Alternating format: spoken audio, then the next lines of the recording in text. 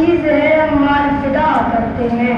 سرخ ہو جاتی ہے جب سینے چمن کی مٹی, سرخ ہو جاتی ہے جب سینے چمن کی مٹی, اسی مقام میں تب پھول کھلا کرتے ہیں. جناب صدر, تاریخ کے سائنے میں جاتے سے ہمیں یہ معلوم ہوتا ہے کہ دنیا کا ایک اصول ہے, جب تک آپ کوئی بڑی قربانی نہیں دیتے آپ کو اپنی عظیم منزل نہیں ملتی. ہر دور میں مختلف قوموں نے اپنے عظیم مقصد کو حاصل کرنے کے لیے اپنے جان و مال کی قربانیاں دی, تب جا کر ان کا عظیم مقصد منزل کو پہنچا. لفظ قربانی کہنے کو تو آسان ہے مگر کرنے کو مشکل ترین عمل ہے.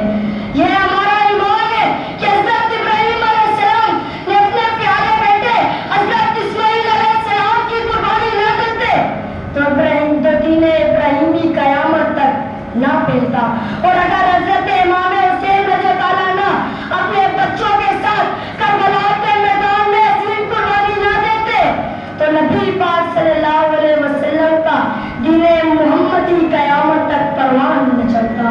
بالکل اسی طرح مسلمانوں نے اپنے مسلمان مرد اور عورت نے 1947 میں اپنے جان و مال کی پرواہ کیے بغیر جدوجہد کی قربانیاں کی, تب جا کر مادر ملت کا وجود بھی بس سے خواب رہ جاتا. مٹا دے اپنی ہستی کو اگر کچھ مرتبہ چاہیے, مٹا دے اپنی ہستی کو اگر کچھ مرتبہ چاہیے, کہ دانا خاک میں مل کر گلو گلزار بنتا ہے. جناب صدر, مسلمانوں نے مشکلات کے پہاڑ عبور کر دیے.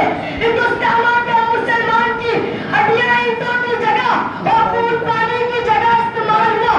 مسلمانوں نے اپنا تن من دھن قربان کیا.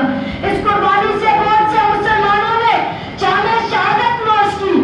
صدر علی وقار اس جہد مسلسل میں سر سید کی نگاہ دوربین, اقبال کے اقوال, قائد اعظم کی اندر جدوجہد اور دوسرے اکابرین کا اثار بھی شامل تھا, جن کا ایسا کرنے کا مقصد صرف آزادی اور خود مختاری مملکت کا ایک اصول تھا. 14 اگست 1947 وہ مبارک دن تھا جس دن مسلمانوں کو آزادی نصیب ہوئی. اے وطن میں تجھ سے عہد کرتا ہوں, اے وطن لے لے مجھ سے تو جو لینا چاہے, یہ سیسا یہ بازو تو جو لینا چاہے, یہ سر ہے یہ دور ہے تو جو لینا چاہے. اے وطن اپنے مائے سفینے بنا دے, اے وطن اپنے مائے سفینے بنا دے, ان سفینوں کی بنیاد مجھ پہ سجا دے. میں تجھ کو سجا کے جان بھی دے دوں, تو میں تجھ کو بچا کے کوئی جان بھی